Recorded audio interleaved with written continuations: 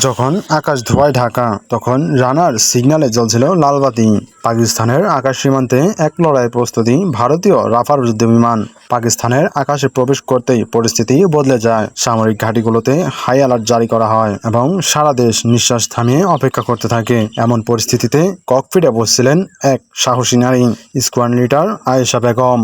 ঠান্ডা মাথায় স্ক্যানে চোখ রেখে নিখুঁত নিশানা মেরে দিলেন কমান্ডো লক অন টার্গেট। কিছু সেকেন্ডের মধ্যেও পাকিস্তানের আকাশে ভারতীয় অর্ধবত্তর স্বপ্ন থেমে গেল।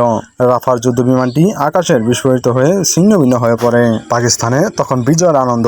শুধু পুরুষরা নয়, নারীরাও যে সামরিক ক্ষেত্রে অত্যন্ত দক্ষ হতে পারে আয়েশা তার প্রমাণ দিলেন। পাকিস্তানের সামরিক ইতিহাসে তিনি সর্বপ্রথম নারী যিনি শত্রুর যুদ্ধবিমান ধ্বংস করলেন। এটি কেবল একটি সামরিক সাফল্য নয়, বরং এটি একটি বিপ্লবী বার্তা। নারীরাও যে ঘরের বাইরে নয়, দেশের গর্ব হতে পারে, এটা তার প্রমাণ দিলেন আয়েশা।